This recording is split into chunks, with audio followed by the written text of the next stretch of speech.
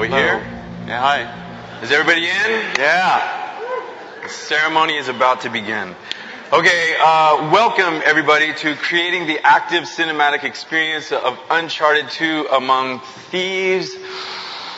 Alright, what do we gotta do? I don't know. We gotta turn off your cell phones and pagers or whatever if you have a who has a pager? Please fill out the You should survey. just get out. Please fill out the survey cards at the end and hand them to the nice volunteers in the back.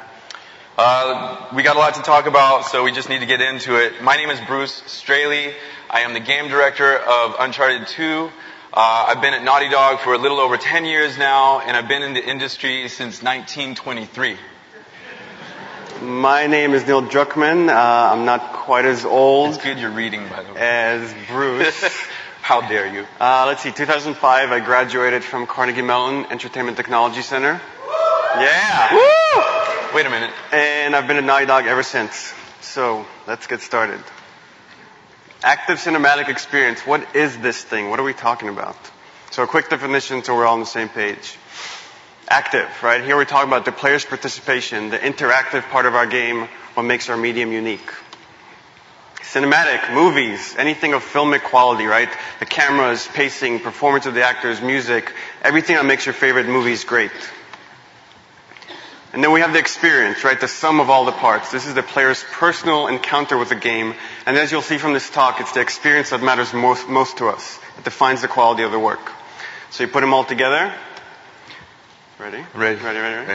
And you get Active cinematic experience. Alright, but just so you're clear, we don't walk around the office going, hey man, how's the active cinematic experience? Hey, you making the active cinematic Yeah, we got experience? 50% cinematic. That doesn't actually happen. It's just a phrase we came up with at last E3 to try to sell what we were making with Uncharted 2.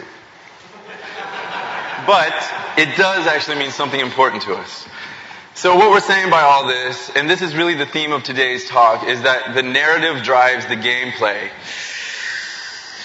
That means in development, all of our brainstorms, all of our game design, all of our layouts, all of our art, all of our animation, everything we're creating is in service of the story.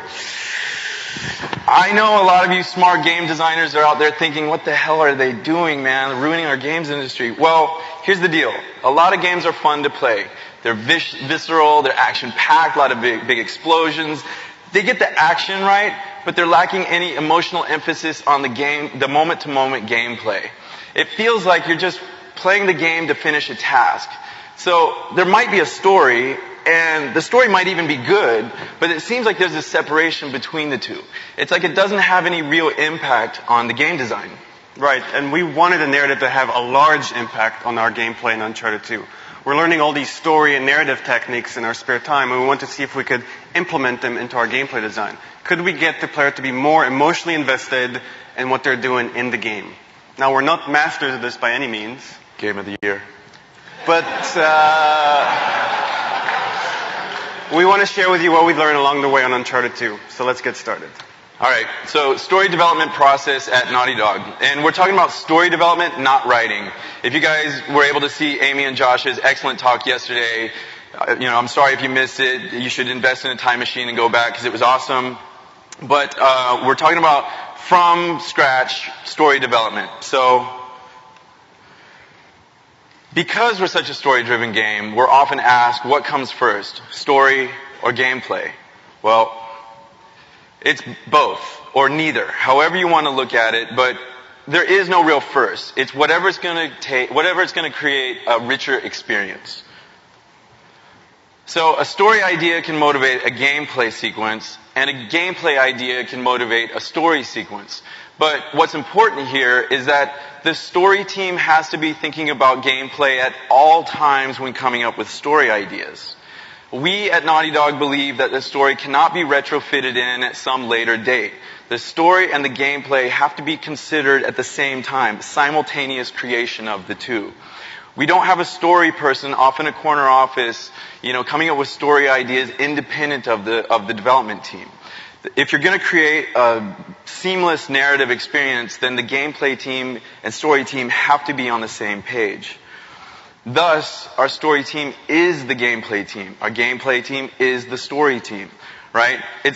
Our story team is comprised of people who are very passionate about video games, who have been making video games for years and who understand production fully because they are the same people actively working on the game. Now, we at Naughty Dog may be very lucky that we have so many people interested in storytelling technique and get behind this whole cinematic game idea. But at the very least, if you have to have your story people separate from your game people, then there has to be constant communication between these two departments throughout production, right? Our goal is to create a seamless narrative experience. And this is very hard without constant collaboration. So as you're about to see when we go further into this talk. So let's discuss some of the things that the story team is considering when brainstorming these story/gameplay ideas.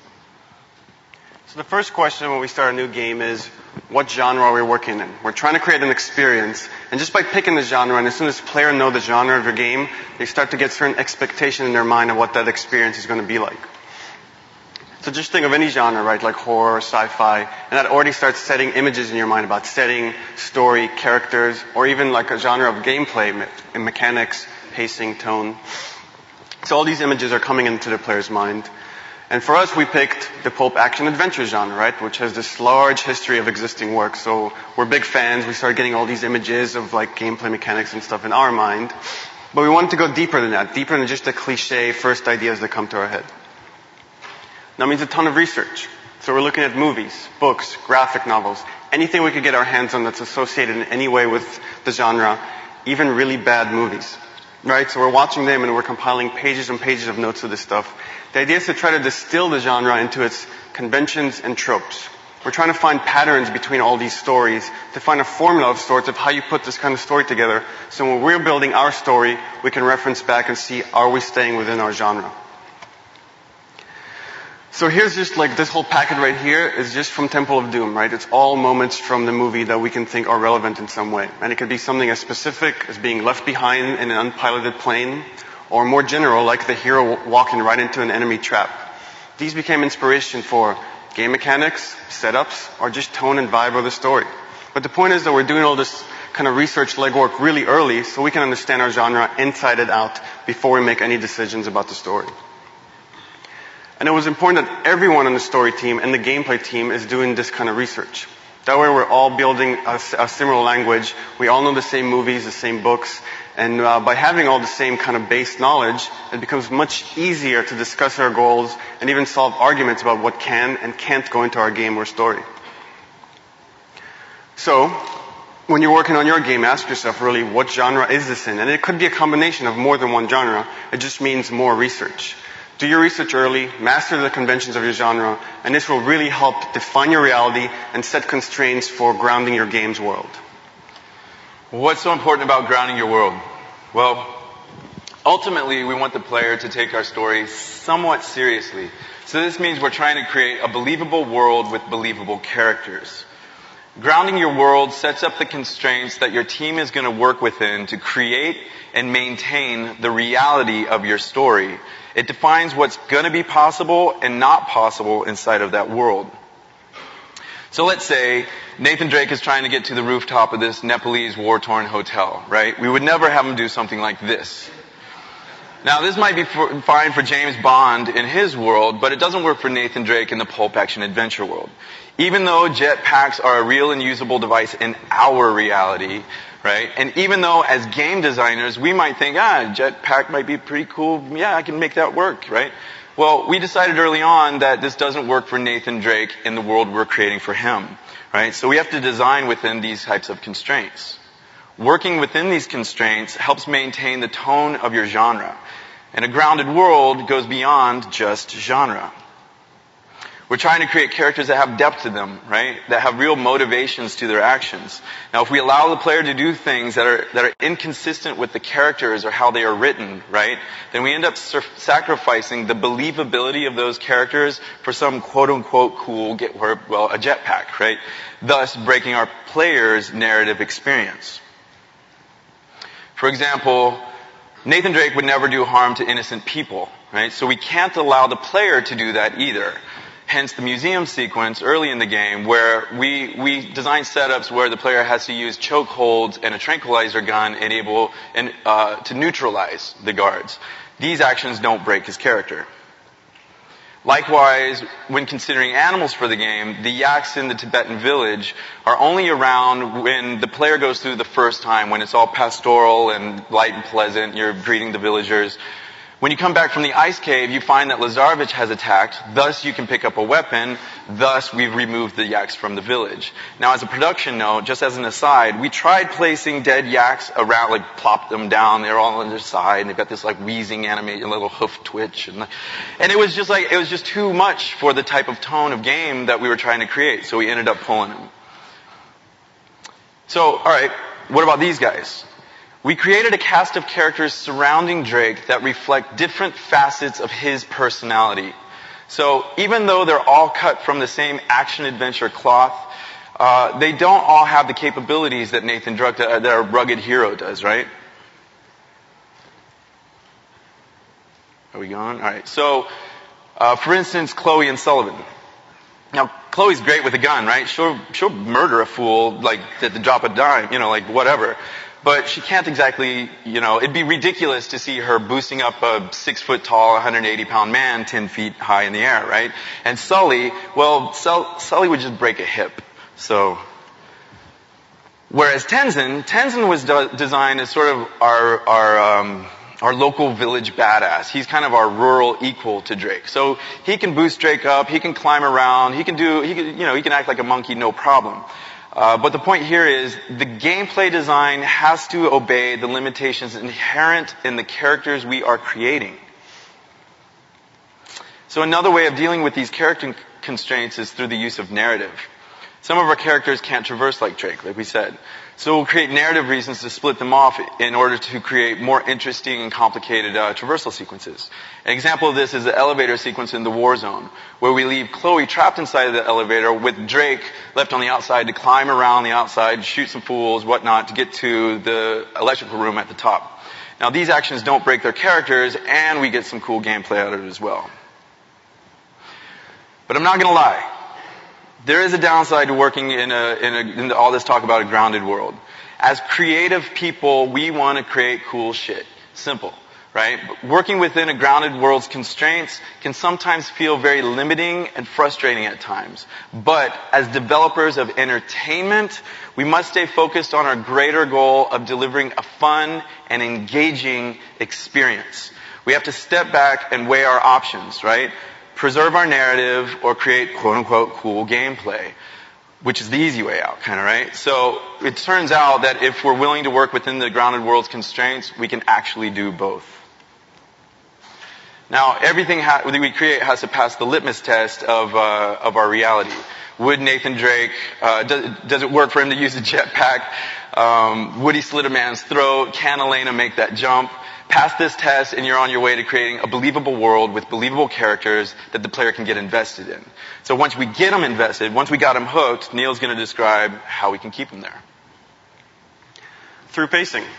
Pacing is probably one of the most important principles we use on a daily basis in Naughty Dog in both cinematic and gameplay design. We actually sometimes refer to it as cinematic or movie-like pacing because we want to keep the player constantly engaged in the story, just like you would in any well-made movie. The hope is to move the game at such a clip, players have the control in their hand and they don't want to put it down until the game's done. Hopefully they're eating and drinking in the middle. Okay, so on a very basic level, right, our story is just comprised from a series of narrative moments. Here with the blue squares. And Uncharted, right, we tell a lot of our story with cutscenes. So that's where the drama unfolds, new goals and motivations come in, and let's make the assumption the story's really good and engaging, the performances of the actors are good, so cutscenes are really good for the player, and then we get these interest spikes in every cutscene. And then it's the goal of the gameplay to build on that interest, right, and then maintain it between story moments. What we don't want to do is this, right? Any kind of repetition, whether it's in gameplay, story, setting, anything throughout the game, the law of diminishing returns, repeating actions are going to lose their interest, and then we get pacing that becomes repetitious and boring. Right? So between cutscenes, assuming our story is good, we get this interest spike, and then we're losing it over time. Whereas instead, this is what we want. A roller coaster ride of different events from moment to moment, gameplay, right? Switching up mechanics, hooking the player and keeping them engaged throughout the entire game. So how do we do this? Well, it starts with our core mechanics, right? We have to first make sure we have enough core mechanics that we can switch things up. And then we have to look on how we dole out these mechanics, right? We don't want to follow up a traversal-heavy section with another traversal-heavy section, or a big action set piece with another big action set piece. The second one is always going to be less interesting. So then we look at our mechanics, see where we are with the ramping of the difficulty of each one, with the training of each one, and see where we can switch things up. Going a level higher, we have our setups, right? This is where we combine a bunch of core mechanics with a narrative goal. So the combination of which starts creating variety for the player. So is the story calling for Drake to infiltrate an area, defend a friend, solve a puzzle, or just explore an area? And this is where the story starts coming in to really give us that kind of roller coaster variety.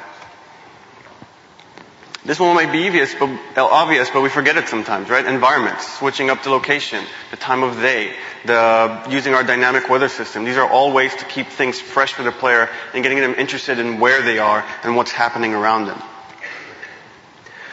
So with all that stuff, we want to go from this, where we're losing the player's interest over time, to this, right? Where with the use of our core mechanics, our setups, our environments, we're propping up that interest between story moments. Now, if all this makes sense, then the next logical question is, how long should each setup be? How long should I be in each environment? And we came up with a formula that we use. I'll work long and hard on that one. Yeah, and I'll let you write this one down. I mean, this is basically it, right? We couldn't come up with anything better. It really comes down to data gathering and iteration. And by data gathering, we mean lots of focus tests. We did way more focus tests on Uncharted 2 than we have on any other game. Right, we're looking at attempt counts on each setup, time spent on setups, and we're just the general attitude of the player during those setups and trying to see, is there a correlation? Are they spending too long during these areas? Also, we keep a really open work environment, right? There's constantly people on the team that haven't played a particular section, or ideally a bunch of sections in a row, so we test it on them and see where things are starting to drag. And finally, if you have to play test something yourself over and over, then just learn to approach it as a player. Think like a player that's playing it for the first time. Does an area feel too long? And then it's time to switch things up. So pulling back from our gameplay and just looking at our cutscenes, is there some philosophy we use for how frequently we dole them out? Well, we found two things. One is, if we're putting too close together, the player can't get into any sort of gameplay flow. They have the control in their hands. They're expecting the player a certain amount of gameplay, but if we keep interrupting that, then we wear out our cinematic welcome. But on the other hand, right, if we space these things too far apart, then they start losing focus in their motivation. They start doing the actions in front of them just because they're there, and they don't care why they're doing them. We actually ran into this problem in Uncharted 2 with the point where Schaefer, the old guy, gets kidnapped. And at this point, right, the goal for the player becomes, go save this guy that's been helping them along, and that's Drake's goal, and they're engaged with that. They want to help Schaefer. But if this is a kind of a normal cutscene beat that we had throughout the game, this is how long we played the Schaefer beat. And it's not like we didn't have dialogue and story and cutscenes during this area. We're just playing the same beat over and over. There's Schaefer. He's going to a building. Lazarevich has him. And it's just law of diminishing returns. You stop caring.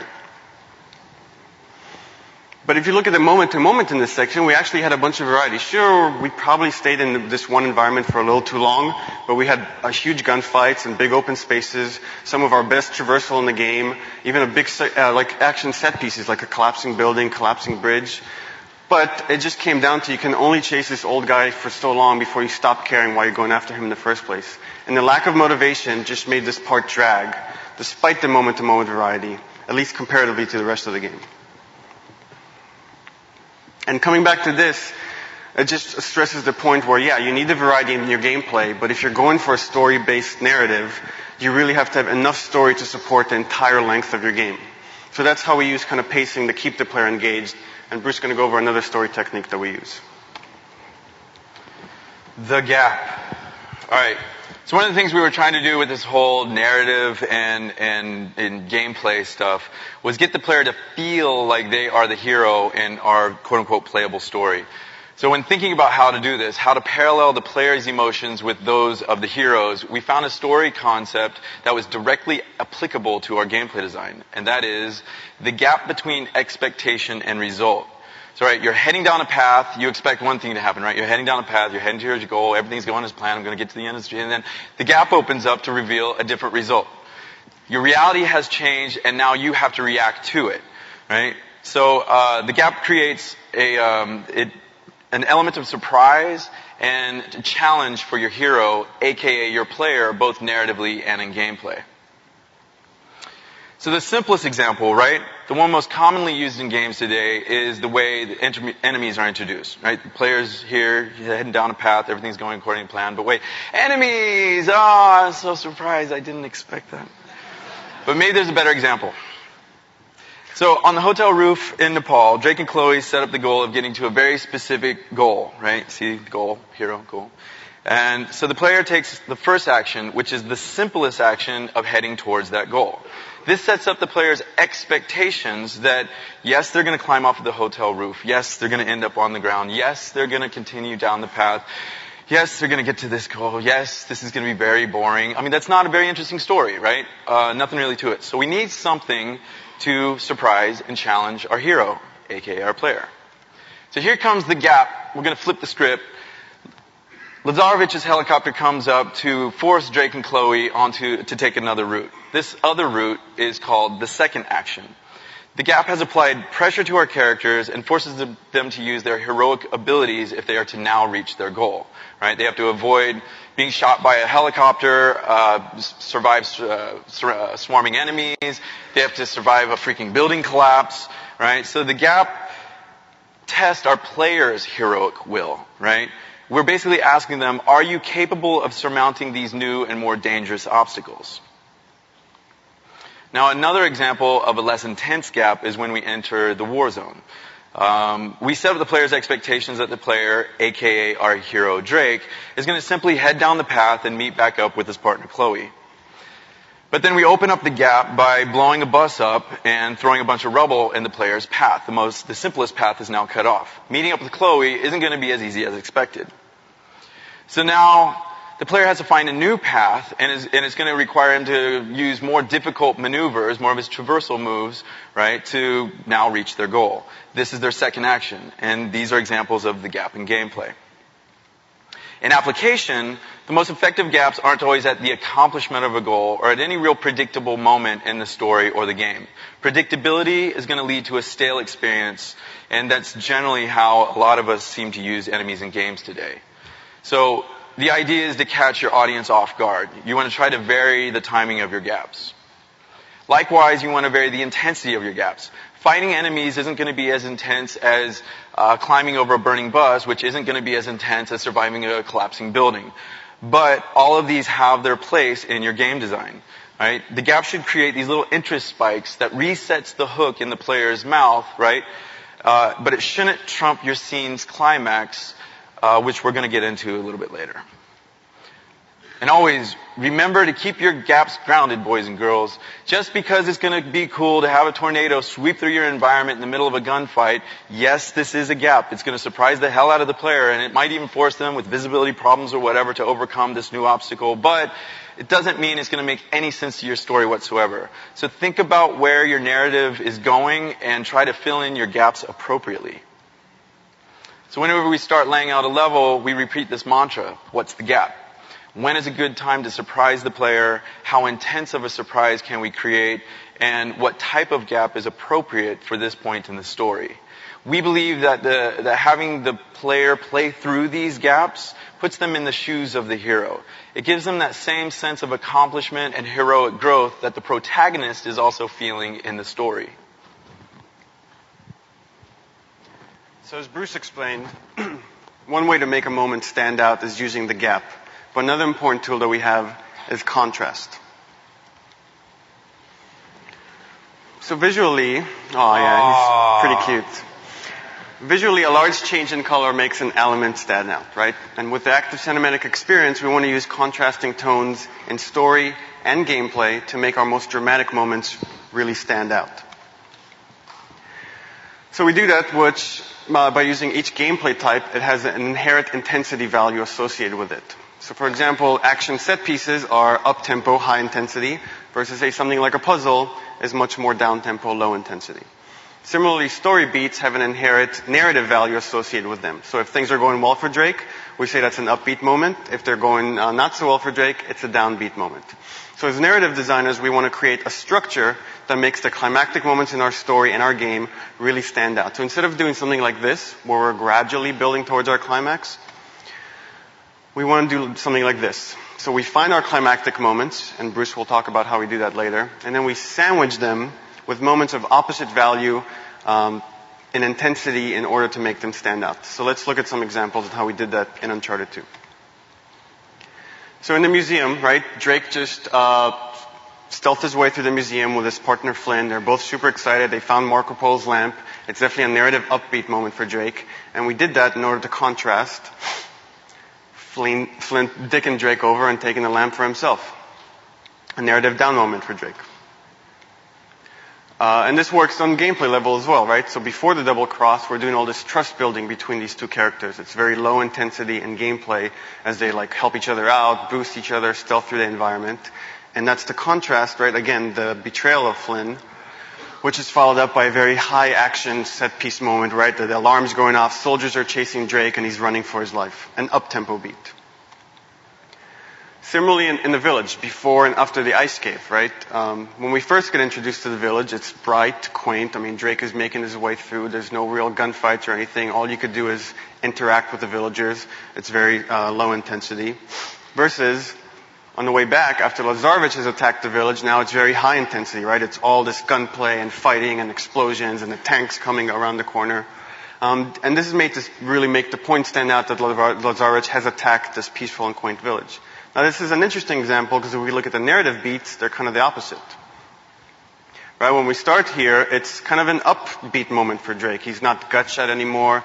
He's kind of coming back into the adventure. He's meeting back up with Elena. Versus when he comes back and all these villages are dead and their village is collapsing around them, it's a down-tempo beat for Drake, right? He feels guilty for having lured Lazarevich over here. So it doesn't matter that they don't match. The only thing that matters is that the contrast happens at the same point, right? We're trying to make the points that like foreshadow what's going to happen if Lazarevich gets his hand on the power of Shangri-La. So, again, we want to find our dramatic moments, our climactic moments, and make them stand out. And we do that by setting them up, contrasting the surrounding beats in both gameplay and story. Speaking of story, so as I'm sure you're all aware, Uncharted 2 uses cutscenes, and we said it a little bit earlier, we use cutscenes to tell much of our story. What we don't do in cutscenes is pay off our big action set piece moments, right? We want to keep those in the player's hands as much as possible.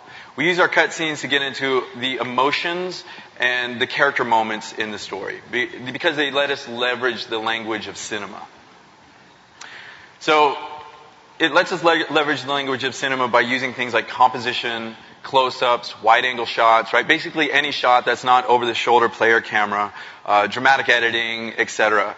And without player input, we have complete control over storytelling and the performance of our characters, making sure that the player is seeing and hearing exactly what the story needs to convey. But there is a cost for taking away player control. In other words, removing control is counter to our medium. If we all wanted to watch a movie, we'd be in a theater. So for every cutscene, we have to weigh whether or not the moment is dramatic enough to justify a cutscene, consider how long the cutscene is going to go on for, and how frequently we're going to cut into the gameplay.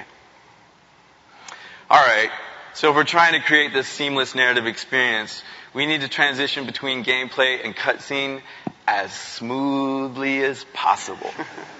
So how does this handoff take place?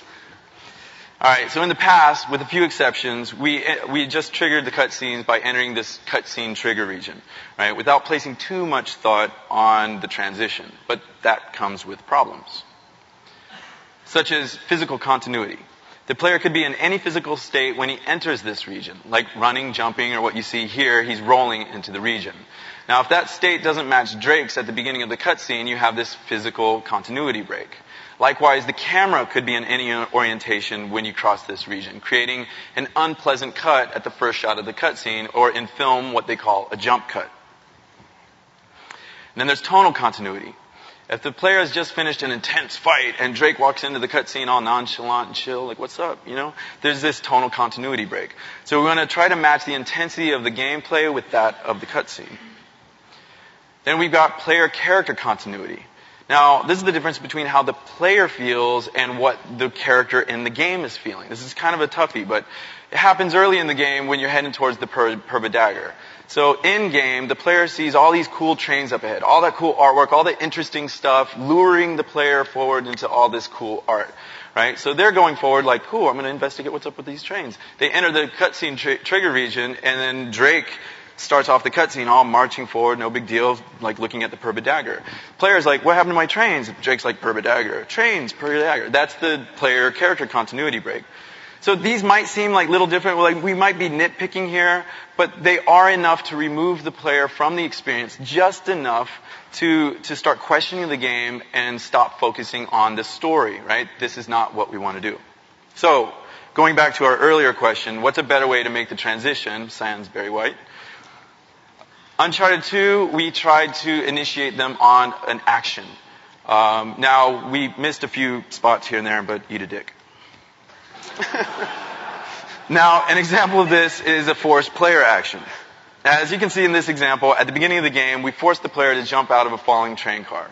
While the player is in the air, right, we hit the jump button and we start the cutscene.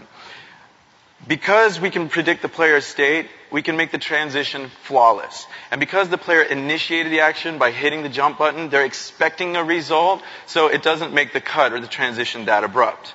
Now with this method, you could use any action where there's a pinch point in this setup, such as opening a door, dropping from a specific window, climbing on a specific ledge. These pinch points are a good use of the forced player action. So probably the most commonly one used.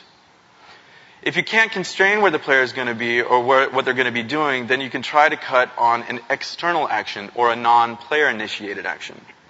Now, in Shangri-La, Drake is on a piece of building that's sliding down the side of a mountainside because we're epic, and it's going to slam into the side of a building, and then we animate a stumble onto Drake in the gameplay. This is the external action that now we're going to cut on, non-player initiated. So when the cutscene starts up, we pick up the momentum of that stumble and slam Drake, who basically just kisses the ground there, and that is our external action we're going to cut on. But as you give the player more and more control, right, these transitions are going to get more and more complicated. And as you're going to see in the following example, Neil's going to go through, shit gets real. All right, shit getting real. So as Drake enters Nepalese war-torn city, we had this cutscene earmarked where we wanted to show, right, instead of telling, that Chloe's kind of a badass. The idea was to show that right before you enter to a bunch of combat with her. So we planned on this climactic fight in this alley to spawn this turret-mounted truck that's going to come and just overwhelm Drake with firepower. And then Chloe would come in and blow the truck up, and that's how we'd show she's capable. So we thought, okay, the truck driving in is a good external action to start the cutscene on, and that was our original plan. As soon as the truck drove in, we'd take away player control, start the cutscene, cut to Drake, getting overwhelmed with firepower. But then we thought, okay, what if we made the player feel that overwhelming power of the truck? So we decided to delay starting the cutscene. Instead of with the truck driving in, it's now going to start with Chloe blowing up the truck. But that meant waiting a little longer. And as Bruce talked about, right, we're giving the player more freedom. We can't predict where they're going to be exactly, what they're going to be looking at, and that started introducing some problems. So I'll go through a couple of these just to show you what we went through with this transition. So the first problem we ran into is that players ended up too far from the truck, right? We spawned the truck initially just based on how many enemies you killed or a timer. And once the truck spawned in and it's so far, players don't want to go near anything that's dangerous to them. So we lost attention. Without the tension, we lost kind of the point of the cutscene, and then there was pointless. So here's how we solved it. This is a top-down view of the layout, right? You can see on the left where the truck drives in, on the right where the player starts the combat area. And it was as simple as adding a region in the middle of the layout saying, okay, we're not going to spawn the truck unless the player has made at least about halfway through this layout. And then we know, okay, at least when the truck drives in, then it's close enough to the player for them to feel that tension.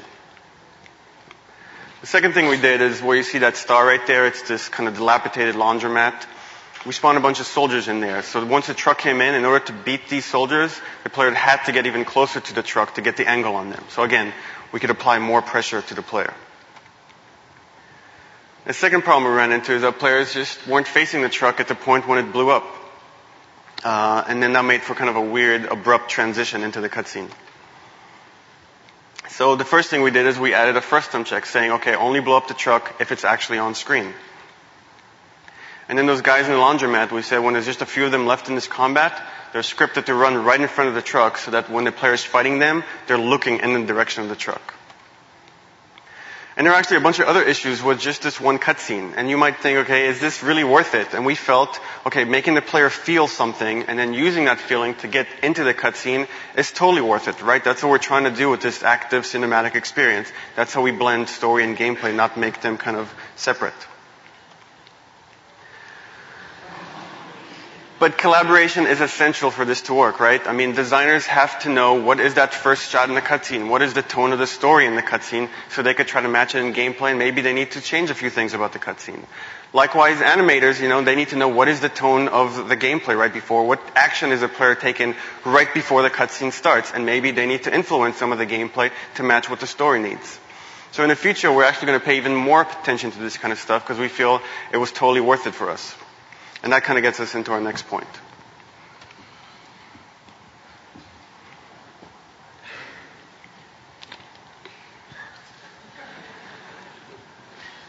Dude, that GDC food's so it's gnarly. I know, I couldn't even eat it, actually.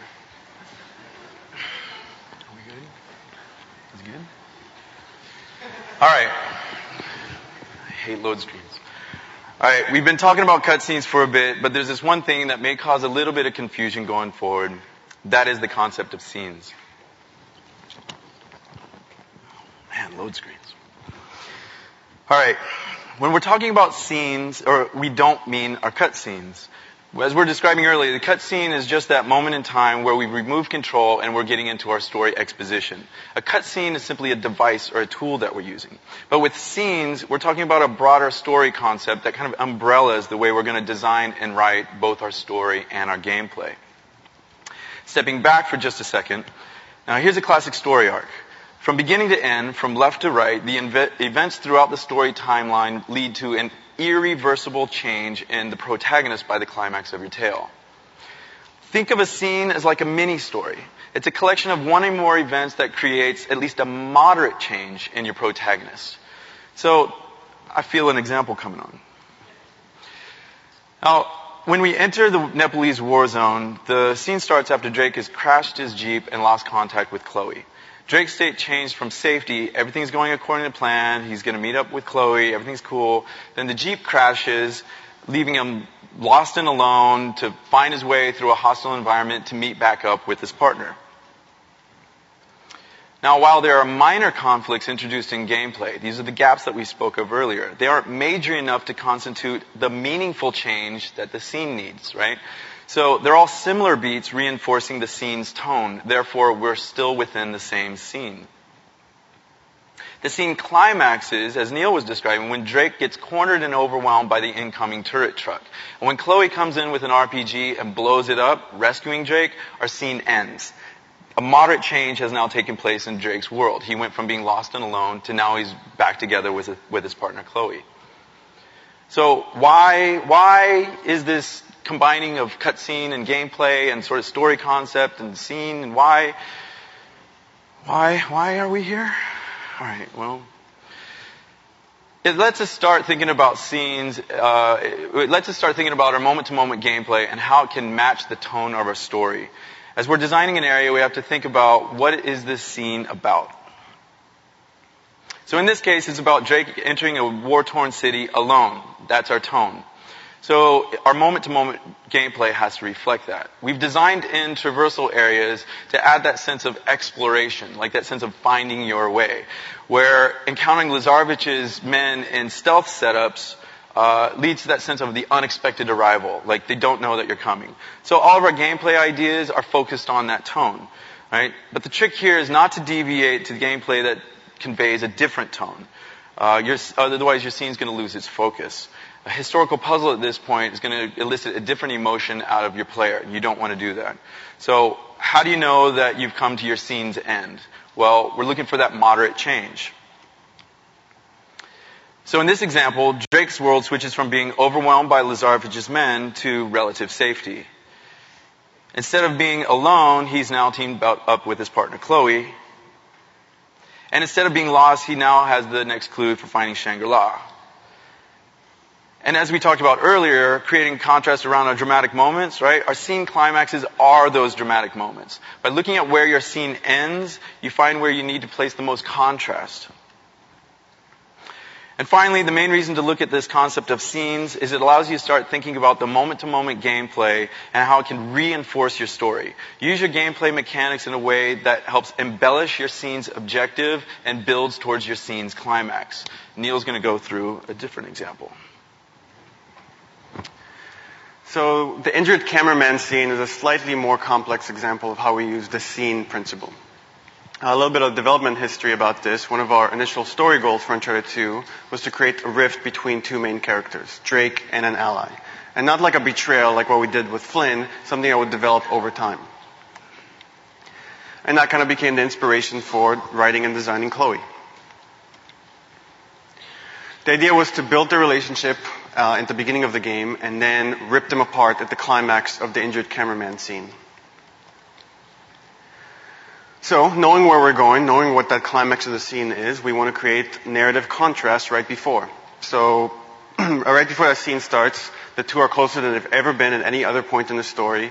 They found the location of Shangri-La. They're about to head over there. They're about to kiss, right, when then the gap opens up. Lazarevich soldiers attack, Jeff, the cameraman, gets seriously wounded, and all Lazarevich's soldiers are closing in. They're about to kill our characters. So despite Chloe's protest, Drake makes the decision that he's going to carry the injured cameraman through. Okay, so then how do we take this tone that we've set up in our story and translate it into our gameplay space? What does this mean for our gameplay? Well, we want to raise the tension for the player, right? We want to kind of sell Chloe's argument of leaving this guy behind, right? So we're making Drake carry this wounded cameraman around. He's hopefully feeling the tension because he can't take cover, he can't move as quickly, but he's seeing the pain in this guy's face that he's carrying. Also, what happens to we want to maintain the characters' relationship states, their emotional state. How have their relationship changed based on Drake's decision in the story? So Chloe is now pissed off at Drake, so she's scripted to stay ahead. Her in-game dialogue is she frustratingly urges him to move forward. She's still helping him out and fighting soldiers, but she's pissed off. Elena, meanwhile, who agrees with Drake's decision, right? She covers Drake's back, and her in-game dialogue and tone is much more supportive. Drake, who's mainly concerned with the cameraman's condition, right? He comforts the wounded man through in-game dialogue and the mechanic of carrying the guy. And tempo must match where we're going with the story, right? So initially we start out, there's just a few soldiers here and there, and then once we leave this abandoned building, things really pick up. An increasing rhythm of action, right? So Chloe gets picked up and slammed into a wall, a truck comes slamming through the wall, breaking it, more trucks come closing it, more soldiers, more explosion, and then we slow things down right before the climax, making the player feel, maybe they're going to get away. Right? But we know better. So we do all these in-game elements to design and support, build up towards this tension between Chloe and Drake. They're cornered, and now really their only chance to escape is to leave this guy behind, and Drake is still unwilling to let him go. He can't leave an innocent man to die. And at this point, Chloe's thinking, didn't he just see what we went through? Doesn't he give a shit about me? Right? So she feels scared and betrayed by Drake, and she does the only thing she can to save herself. She turns on him. Now, if we did our job right, the player sympathizes with Drake, right? They don't want to leave an innocent man to die. But then they're also sympathizing with Chloe, right? They've seen they felt the tension. They kind of see that she was trying to save Drake, even if they disagree with her. But it's not that simple. It is not that simple. Scenes don't exist in isolation. It's important to note that the splitting of Drake and Chloe wouldn't be nearly as impactful had it not been for a lot of setups from previous scenes. Initially, we had to introduce Chloe and build up the trust between her and Drake. Next, we had to establish their romantic relationship. It's more than just a friendship. But we also needed to foreshadow the underlying differences between them, right? So we introduced Jeff and Elena into the mix making Chloe not so happy about Drake, willing to protect his old flame. On a higher story note, Elena represents Drake's altruistic side, and Chloe represents more of his selfish kind of criminal side. Then, to create contrast, we brought Chloe and Drake closer than they've ever been before, creating the false sense of hope that just maybe they're going to end up together. Psych! Right? So with enough pressure applied to them, their moral differences come to light, and it tears them apart. This combination of scenes is called a sequence, and let's touch on that briefly. So we have our scenes, right? Each one creates at least a moderate change in the protagonist or the world. Changes in multiple scenes combine to create more significant changes in a sequence, such as the sequence we just went through with the splitting of Chloe and Drake. Multiple sequences combine to create drastic changes in an act, such as the end of the train wreck, right? Drake is left mortally wounded. He's failing to find Shangri-La. He's failing in his relationship with Chloe. He starts off at the beginning of the game just like, yay, Shangri-La, this is awesome. And then he's just like, I'm dying. That's the end of an act. Finally, acts combine to create an irreversible change by the climax of your tale. This is your story arc. Drake switches from being a very selfish man at the beginning to an altruistic man at the end, right? He's willing to sacrifice himself in order to stop Lazarevich. Now, in writing and designing Uncharted 2, we constantly shifted between examining the individual scenes and examining the larger arcs of the story. It's important to keep adjusting your viewpoint to make sure that the small details are moving towards your larger goals. Another advantage of looking at game segments as scenes, right, the combination of story and gameplay, is that it really forces us to think about the conflict for the hero. Now, if you were to go to any story seminar, read a storybook, the most basic thing is conflict is the only thing that moves your story forward. Without it, you just have kind of exposition. So we're going to look at, real quick, at the 3 levels of conflict and how we apply them to the injured cameraman scene. So on the highest level, we have kind of the extra-personal conflict. It's the one we all pretty much get right in games. It's anything that threatens the hero's life, or at the very least, his well-being. In the injured cameraman scene, it's Lazarevich's soldiers wanting to kill Drake. Personal conflict is anything that involves the hero and the people he's close to. So again, the injured cameraman scene, it's Chloe and Drake's relationship is in serious jeopardy. And finally, going to the deepest level, we have inner conflict, which is the hero's struggle against himself in some way. Now, in the injured cameraman scene, we give Drake this moral choice. Can he let a stranger die, right? He doesn't have any personal relationship with Jeff, the cameraman, in order to save his friend. And it, put simply, just Drake can never do that, right? That's part of his hero complex, that he can never leave anybody to die, no matter the cost. And the reason we believe that the injured cameraman sequence turned out to be as engaging as it did is really because we challenged the hero on all 3 levels of conflict, right? Their lives is at stake, their relationship with their lover is at stake, and kind of their inner philosophy is at stake. And the lesson here is that it really pays off, right, to go beyond just the extra-personal conflict. It's important whenever you can to find, again, your most dramatic moments in your story and see if you can infuse some of that personal and inner conflict into it. And we would say it's imperative that you do this for the ending of your story if you want it to be great. But with all this talk about personal conflict, it's really important to try to resolve it in gameplay, right? That's part of the active cinematic experience. And one spot that we really struggled with this on Uncharted 2 is finding an ideal solution for how to kill off Harry Flynn. You see, from the beginning of the game, right, we're building up this relationship with this guy. I mean, he's kind of funny, he's cool, he saves Drake's life in the museum. But then he dicks Drake over, right? He betrays him. And then we see him again on the train, and he shoots him and leaves him to die. And you have to team up with him again as enemies as you enter Shangri-La. And all this personal conflict, we engage with the player on such a personal level that we created this anticipation that this is going to be resolved in some kind of sequence, some kind of boss fight. Players wanted to experience taking down this personal conflict, or at the very least punch Flynn in the face, which Elena and Chloe get to do, but Drake never does.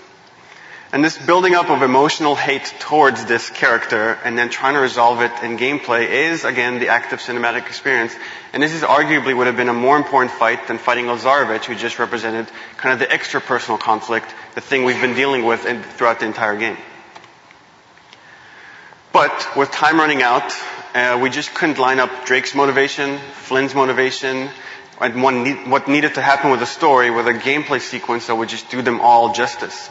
So we reverted back to just focusing on the story and stayed true to character, and we killed Flynn in the cutscene alone. Which worked out great for the story, but it left the gameplay side of the active cinematic experience a little hungry. And in the future, we're going to try to pinpoint what are these like kind of major personal conflicts earlier on in production so we could have more time to plan of a way to resolve them in gameplay. Bonus round. Ding, ding, ding, ding, ding, ding, ding, ding, ding, ding. Winners.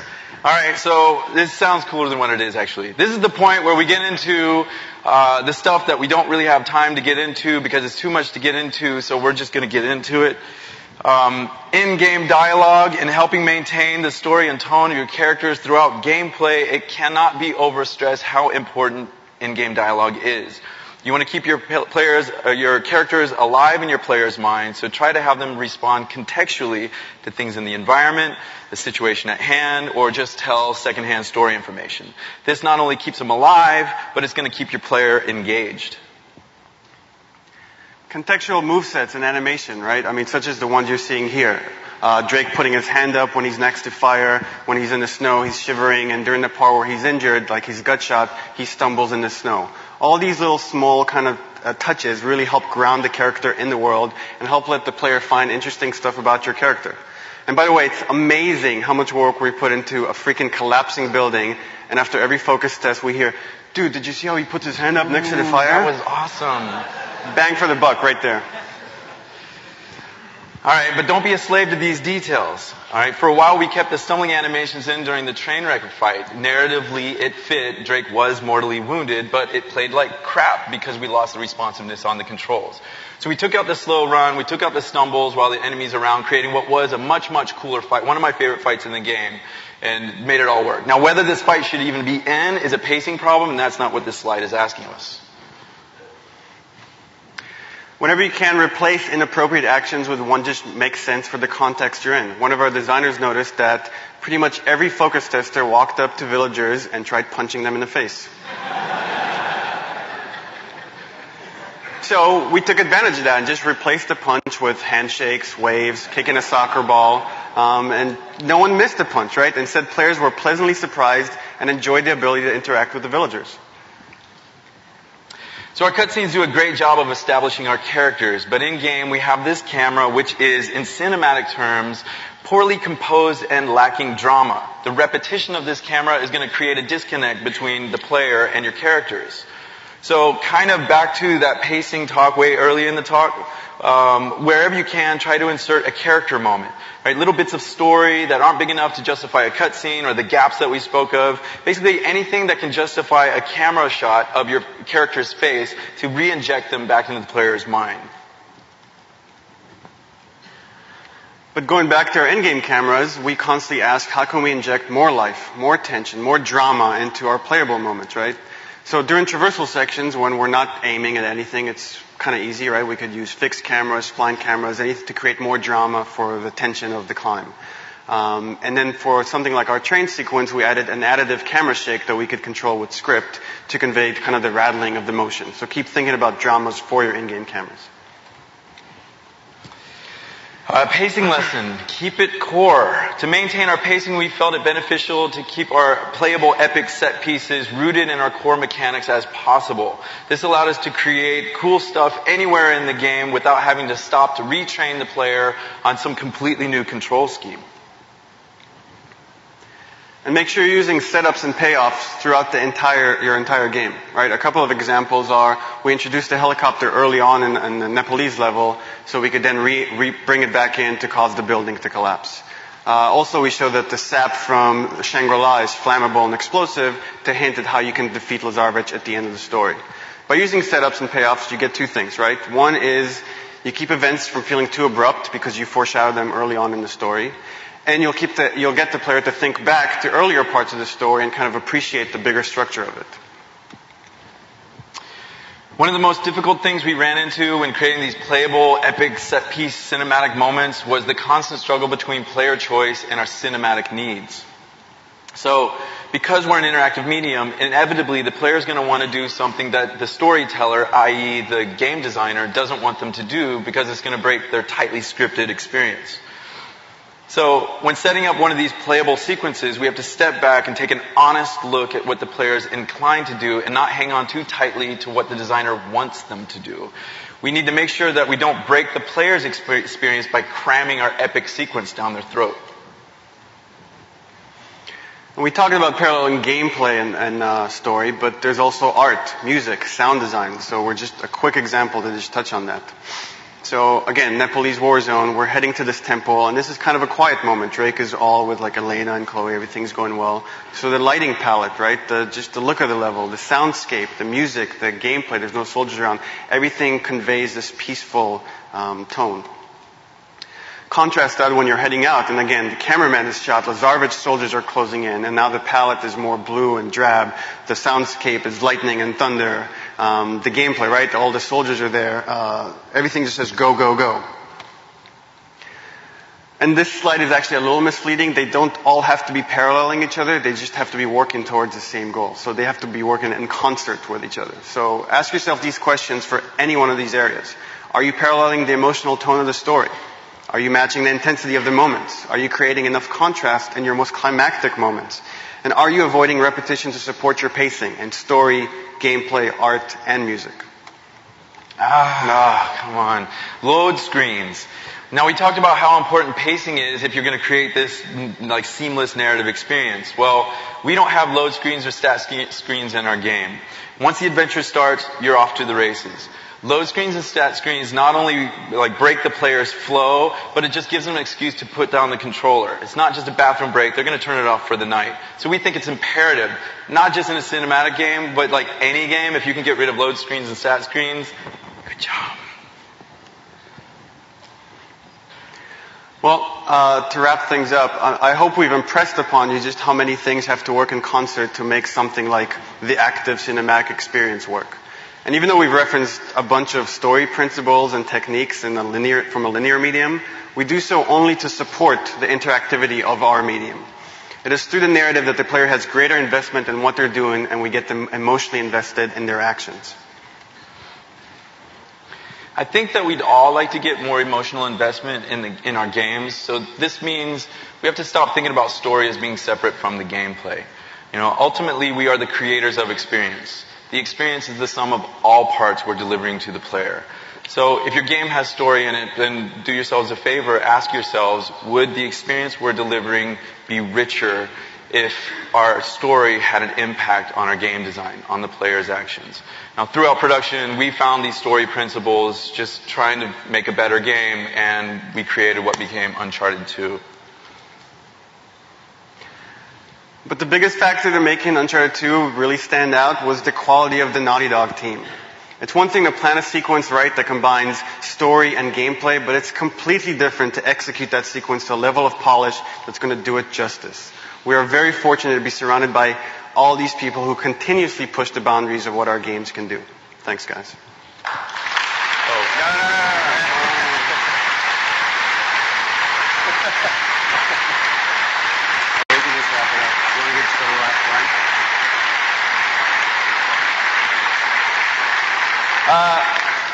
Real quick, all the principles we discussed today go into much more detail in these books, which we highly recommend. We're hiring pretty much every department, so send us your stuff, jobs@naughtydog.com, or go visit our booth. Do us a favor and fill out the survey cards and hand them to those lovely people on your way out the door. Thanks again for showing up. Thank you.